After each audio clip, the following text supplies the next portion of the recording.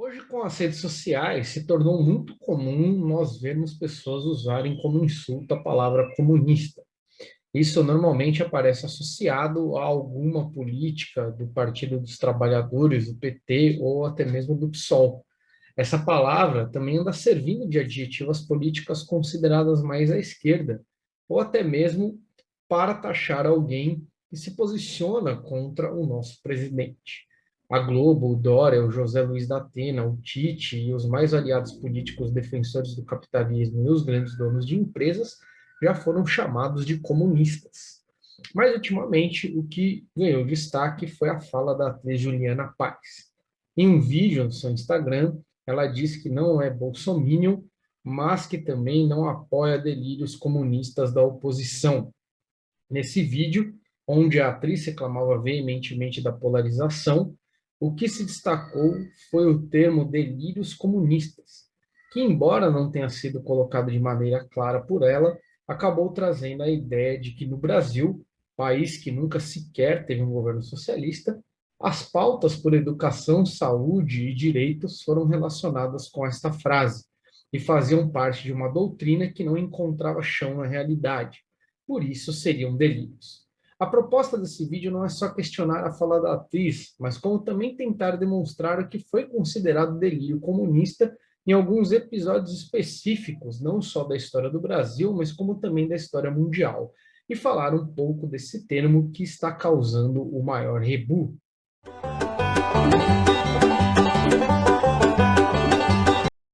Olá, pegue sua garrafa de vodka, sua Cuba Libre e seu licor Coriú, que está começando mais um Causando o Maior Rebu, e hoje falaremos aqui sobre delírios comunistas ou delírios com comunistas. Bem, antes de mais nada, quero lembrar você, caro amigo e amiga do Rebu, que todos os livros e matérias e artigos que estarão aqui com seus respectivos links na descrição desse vídeo.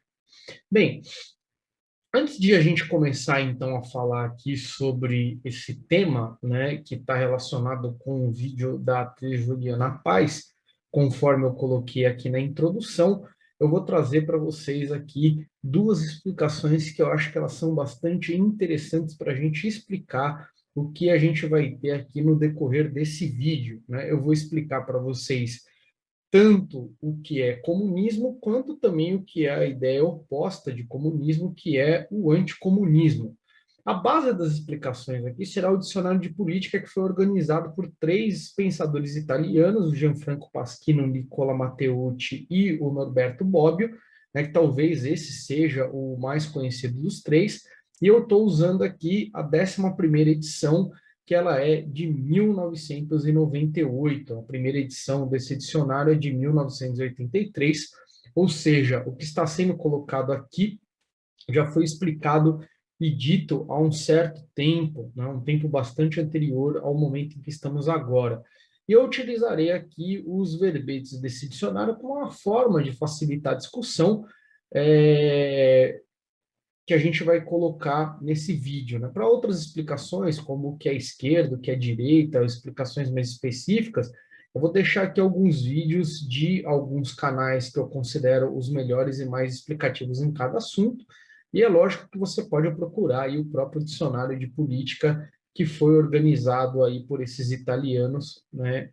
Onde você vai encontrar também essas mesmas explicações, né? De outras formas. Bem, então, a gente vai pegar aqui primeiro o verbete escrito pelo Giuseppe Bedeschi, né, que explica o que é comunismo, né? Está na página 205 do livro físico e na página 288 do meu PDF. É só para falar aqui para vocês explicar, né? Eu não tenho o livro físico desse dicionário de política, porque esse livro ele está esgotado há muito tempo e qualquer versão que você vai procurar na internet, embora eu acho que ainda vale a pena pagar caro, né, ele realmente está bastante caro, assim, acima de R$ 150, e é um tipo de compra que eu não consigo fazer nesse momento, né?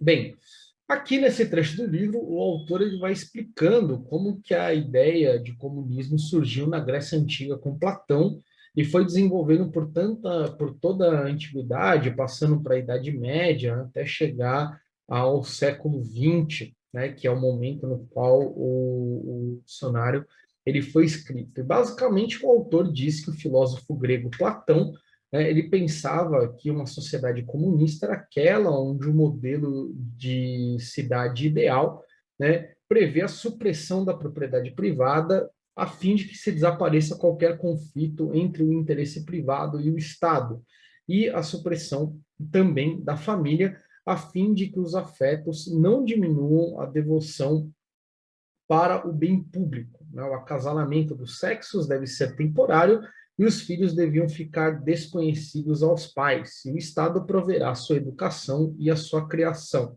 Porém, lembrando que essa forma de sociedade ela deveria ser privilégio das classes superiores. Bem, basicamente aqui a gente tem um modelo, né, de sociedade criada pelo Platão, que é muito parecida com aquilo que a gente lê no livro O Admirável Mundo Novo, né? Onde a ideia de comunismo, né, ela aparece em relação à ideia de fim da propriedade, mas também, né, em supressão da família, assim como a gente vê lá no livro, onde o autor ele mostra, né, que as crianças elas já são, na verdade, elas não passam nem por esse processo, né, da criação, do nascimento através do relacionamento sexual entre as pessoas, né, as mulheres sequer engravidam, e os filhos eles nascem diretamente de uma experiência genética, né? Aí é importante lembrar que a explicação do autor, né, do Bredeschi aqui, ela é bastante complexa e completa, inclusive por um verbete de celular, vai passando inclusive pelos evangelhos, quando os evangelhos eles questionam a escravidão, questionam a riqueza, questionam a propriedade, fala um pouco da utopia do Thomas More, até chegar nos socialistas utópicos do século XVIII e do século XIX, como, por exemplo, os já conhecidos aí, ou bem conhecidos, ou não tão conhecidos também, mas os mais conhecidos, Charles Fourier e Robert Owen, que eram homens que queriam criar aí sociedades, né, baseadas principalmente na troca comum e no apoio mútuo entre as pessoas. O que nos interessa aqui, portanto, é a última explicação do autor, que é aquela que fala sobre o comunismo marxista, pois será aquela definição que serve de base para os ideais comunistas do século XIX e em diante, né, do século XIX, século XX e século XXI. Ela serve de base, mas obviamente ela não é a única, né? Então a gente vai ter aí outros autores, como por exemplo Theodor Adorno, Antônio Gramsci, né?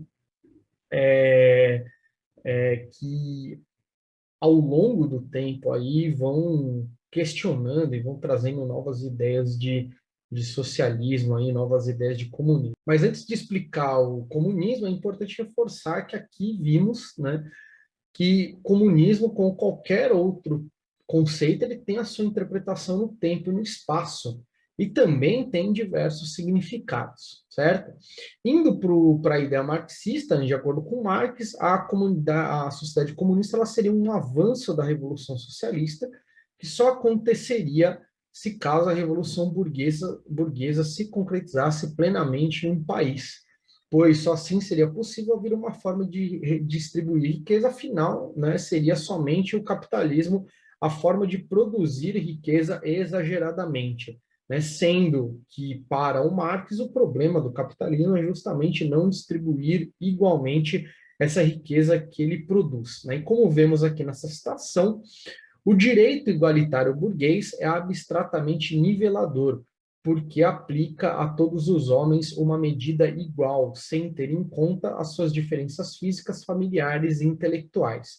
Na sociedade comunista, o augusto direito burguês será superado e cada um dará segundo as próprias capacidades e receberá segundo as suas necessidades. Então, né, o que vai acontecer aqui é que, no caso, né, a sociedade comunista aqui do Marx é aquela da qual cada um entrega aquilo de melhor do seu trabalho e recebe, né, de acordo com aquilo que necessita. E para atingir esse objetivo, é, porém, necessário que as forças produtivas atinjam o máximo de desenvolvimento e as fontes de riqueza social produzam, né, com toda a sua plenitude, certo? Então, essa é a ideia aqui de comunismo que a gente vai ter, né, que é a base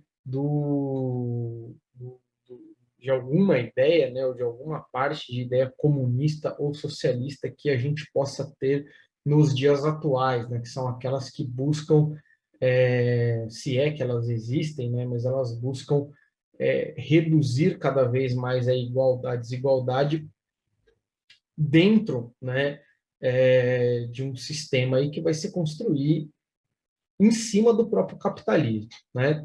Bem, então é interessante a gente pensar que o oposto a isso, né, o oposto ao comunismo, ou seja, o anticomunismo, ele também pode ser visto como uma corrente política, uma vez que ele vai apresentar aí, de acordo com o Luciano Bonet, que é o cara que escreve o outro verbete aí, o verbete chamado anticomunismo, características que se moldam de acordo com a movimentação política de cada país e também de cada momento da história, né? Então, a gente vai ver aqui dois grifos que eu fiz no próprio dicionário de política do Bonet, né? Então, a primeira coisa que ele fala é assim, né? Após a Revolução de Outubro, o comunismo entrou na cena mundial, não só como um movimento organizado e difuso, senão também como uma alternativa política e real em relação aos regimes tradicionais. Então, quando ele fala aqui por regimes tradicionais, ele está falando tanto quanto ao regime, por exemplo, absolutista, que é o caso do que você tinha na Rússia, né, antes dela sofrer a sua revolução socialista, ou também, né, ao regime, por exemplo, capitalista ou liberal, né, igual você tinha, por exemplo, na Inglaterra e nos Estados Unidos. Por isso, o anticomunismo assumiu necessariamente valores bem mais profundos que o de uma simples oposição de princípios contida, não obstante, na dialética política normal, tanto interna quanto internacional. Ou seja, você vai ter um comportamento do anticomunismo para dentro, né, dos países, para dentro dos territórios e também, né, como uma política internacional. Então a gente pode pensar isso aqui, né, quando a gente fala, por exemplo, da doutrina Truman dos Estados Unidos, né, que era o plano de contenção do comunismo internacional, ou quando a gente fala, por exemplo, do marcatismo, né, que era um plano de contenção do comunismo nacional, que inclusive chegou até a perseguir o Charlie Chaplin, né? Pensando do lado comunista, o anticomunismo vai ser definido aqui por uma espécie de energia negativa, né? Que é definido também como a ideologia, pode ser definido também como a ideologia da burguesia em crise, né? Ou seja, uma forma política de saída, né? Quando as formas tradicionais se revelam ineficazes no controle das tensões sociais, né? Então, foi aquilo que a gente falou aqui do marcatismo. E aí ele vai citar um outro cara, né?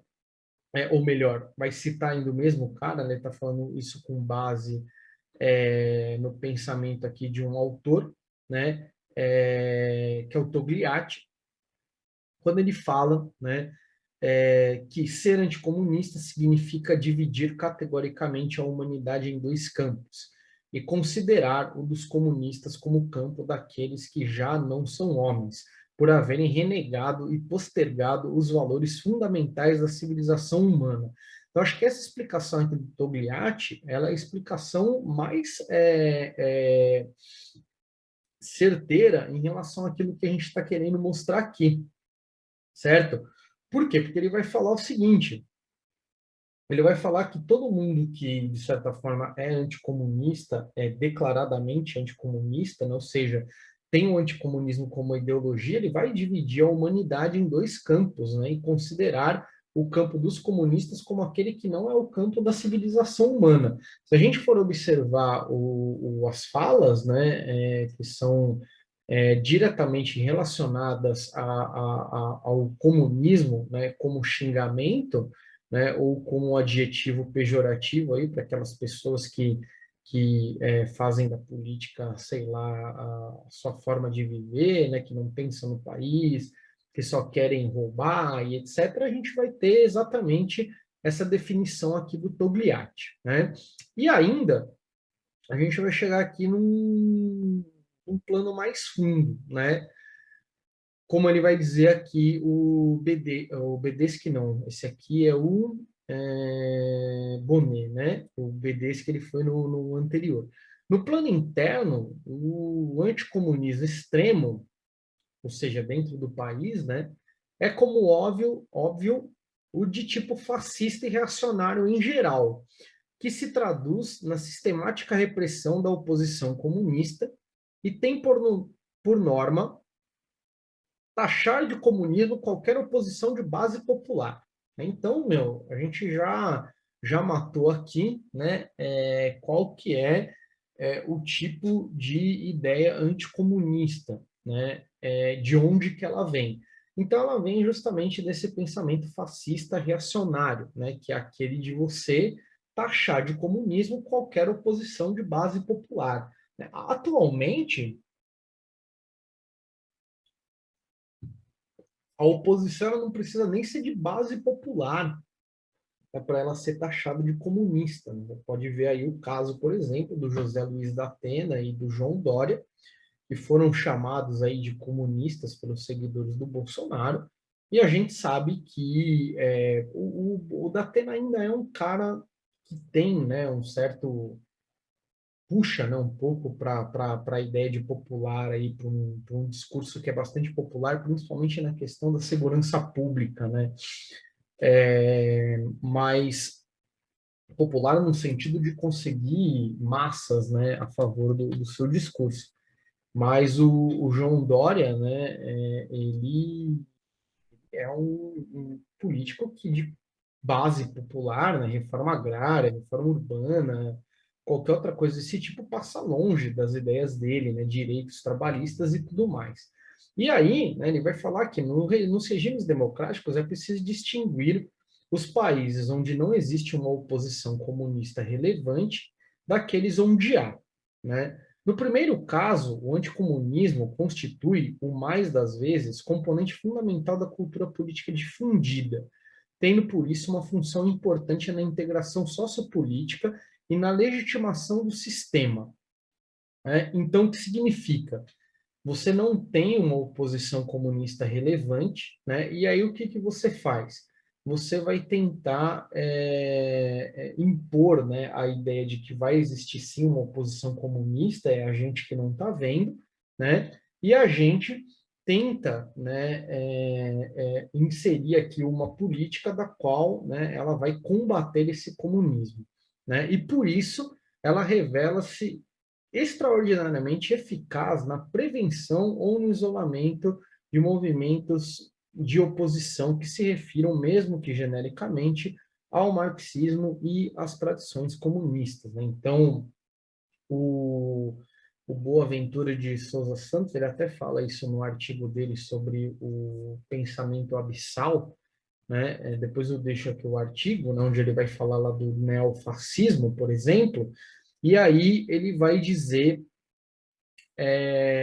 que uma das características, por exemplo, desse novo movimento, né, é que ele faz com que as pessoas elas aceitem a ideia de que não ter direitos é bom, né? Então a gente pode pensar nessa ideia aqui partindo dessa forma, né? Então países onde você não tem direitos, ou seja, onde você não tem, né, a intervenção dos sindicatos, que seriam marxistas e seriam comunistas por tradição, a população desses países, né, ela vive de maneira melhor, ela vive melhor do que nos países onde prevalece o comunismo. Bem, só para dizer aqui, né, aí no caso, você vai ter o contrário, que seriam os países onde a presença comunista é forte, né? E aí você vai ter esse comunismo como um elemento constante de dialética, né? entre a sociedade civil, né, quem está no poder, e a política de choque, né, que ela é evidentemente muito mais reduzida, né, do que os países onde, né, você não tem é, um comunismo de fato. Isso que é muito louco, né? E aqui o anticomunismo ele vai se converter então em um critério de diferenciação entre as formações de coalizão, né? De um lado, as forças que não estão dispostas a colaborar com os comunistas, e do outro, né, os comunistas e as eventuais oposições da extrema esquerda, né, que ficam claramente divididas aí, e aí você consegue, né, chegar aí a uma divisão que ela é mais clara e mais direta. Então a gente viu aqui que então, né, é possível haver um anticomunismo até mesmo com a ausência de comunismo. Mas só lembrando que esses verbetes, mais uma vez, eles foram publicados pela primeira vez em 1983, enquanto o Brasil ainda passava pela extensão da ditadura militar, né? E o que eu quero dizer é só para a gente pensar que essas ideias que elas estão sendo colocadas agora, elas existem já há muito tempo antes, né, do que aquilo que a gente imagina, né, e a gente vai ver, né, que qualquer atitude relacionada a uma transformação, a uma mudança social, ela acaba se transformando em comunismo. Agora a gente vai falar de algumas histórias onde, né, o uso do comunismo ele foi delegado a certas mudanças sociais. Então, primeiro eu vou falar aqui de os debates que ocorreram em torno de uma proposta curricular para o ensino de história do segundo grau em São Paulo, de 1986, que ficou conhecida como a proposta da SEMP, né? SEMP, que era o Centro de Educação e Normas Pedagógicas, né? Um órgão aí criado pelo governo de São Paulo da época, que inclusive era do atual, né? Virou PMDB, agora é MDB de novo, mas naquela época era MDB também, né? Durante a década de 1980, o Brasil ele passava por reformulações tanto no campo político como no campo educacional. E os militares, eles iam perdendo cada vez mais espaço na política e o fim da ditadura militar chegou, né? Mas de uma maneira lenta, gradual e segura, como a gente sabe aí, né? No campo da educação, apareceram então novas propostas curriculares que foram colocadas em pauta. Mas como não poderia ser muito diferente, né? Uma delas gerou imensa polêmica aqui, principalmente no estado de São Paulo, que era a proposta do ensino de história do segundo grau de 1986, que também ficou conhecida como proposta da SEMP, justamente porque ela foi proposta, né, por esse órgão aí, né, de educação, por esse centro educacional de normas pedagógicas, né, e de normas pedagógicas. Mas, só para vocês entenderem, o que é uma proposta curricular, né? O que é uma proposta do ensino de história? Ela é basicamente um documento oficial, você pode procurar aí proposta do ensino de história atual, né? Agora a gente tem o plano curricular nacional, né? E todos esses documentos aí que são formulados não só, né, pelo MEC, o Ministério da Educação e Cultura, mas também formulados aí pelas secretarias de educação, tanto dos estados quanto da prefeitura, né? E elas traçam aquilo que deve ser estudado na escola em um determinado período escolar, nesse caso aqui, mais especificamente o segundo grau, que hoje, né, que era naquela época equivalente ao que hoje a gente chama de ensino médio.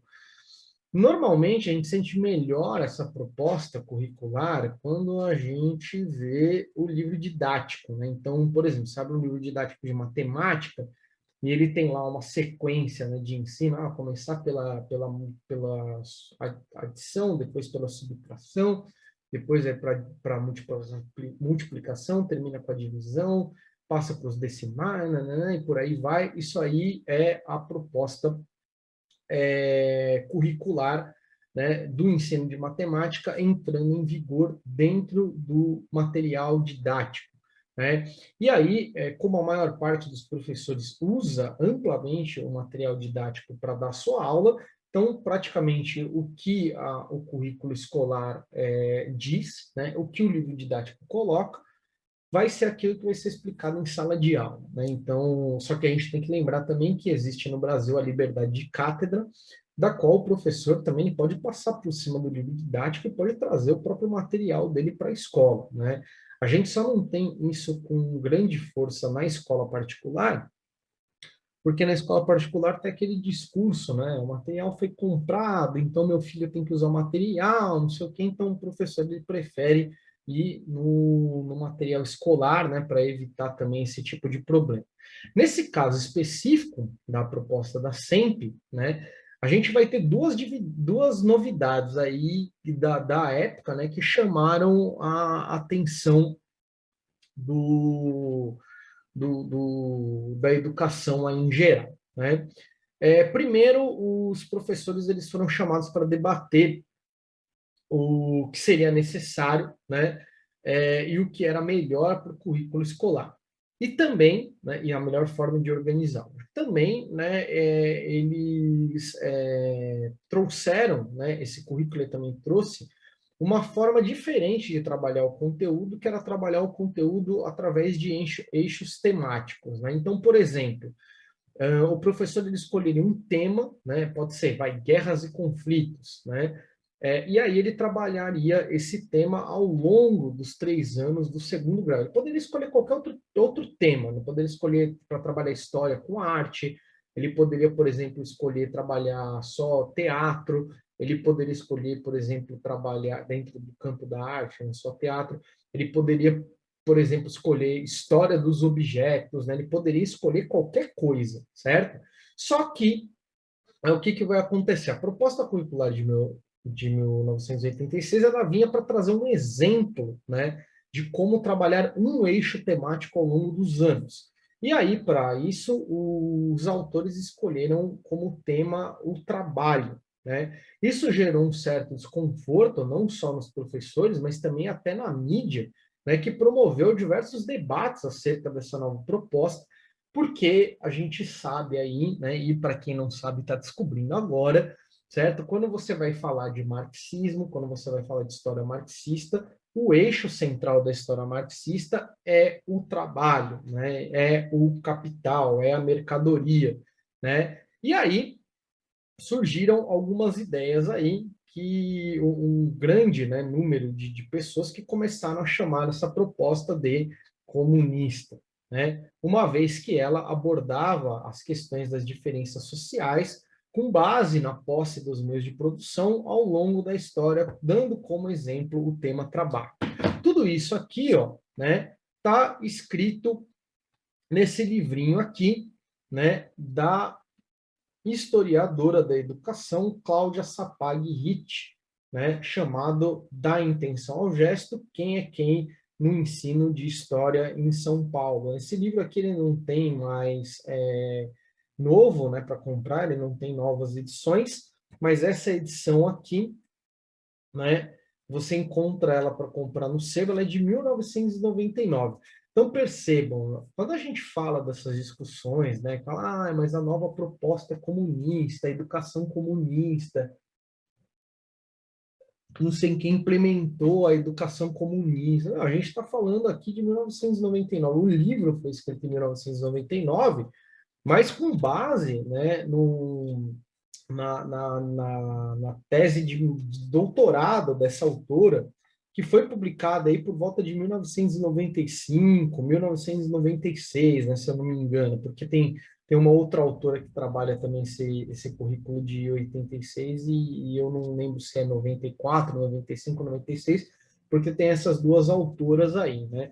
E aqui ela vai falar, por exemplo, na página 69, né, desse livro, o seguinte, aqui, ó, vamos achar aqui a parte, né?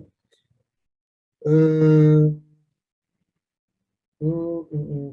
O noticiário produzido pelos jornais da grande imprensa fez com que essa proposta curricular fosse avaliada também por setores não diretamente ligados à escola, como, por exemplo, a Assembleia Legislativa do Estado de São Paulo.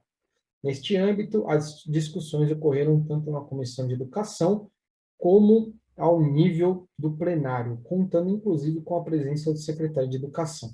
Segundo a Folha de São Paulo, a presença do secretário não acrescentou ao debate, que vinha sendo travado de modo intenso sobre a reforma curricular, apontando o que deveria ser uma discussão sobre o tema transformou-se em um festival de chavões e frases de efeitos duvidosos, absolutamente dispensável, ilustrada pela intervenção do deputado Vadi Elu, do PTB, responsabilizando a proposta da SEMP por apresentar uma ideologia de esquerda que é uma desgraça no mundo todo, além de procurar achincalhar os grandes vultos da história. Bem, e aí, né, depois, lá na página 89 e 90, né, então o deputado do PTB vai lá falar que a ideologia do currículo, né, era uma ideologia de esquerda, certo? Mas aí, né, a gente vai ter aqui, ó, vamos falar aqui dos professores, né? Nós, professores, nos negamos a ser instrumentos da introdução de uma nova ideologia na escola. O jornal O Estado de São Paulo, através de seus editoriais, já em maio anunciou seu posicionamento frente ao projeto de reformulação curricular, com o título Ainda a marxização do ensino, tendo utilizado por diversos professores. Aí você vai ter um relatório de um professor. A marxização desceu finalmente da universidade para o jardim da infância. Estamos salvos. E o aluno, como fica? As crianças vão achar tudo muito chato. Se história é isso, odeio história. A linha claramente marxista não agradou a nenhum dos participantes, né? Então, isso aqui é o que vai aparecendo nas falas dos professores depois que o jornal Estado de São Paulo fala, né, que a proposta é marxista. A gente ainda vai ter aqui outras partes, né? Falando que a proposta politiza o currículo escolar, né? Falando que a história tinha embasamento na produção de uma esquerda radical, né? E aí tem uma outra coisa aqui, um outro relatório também, né? Da Diretoria de Ensino de São João da Barra.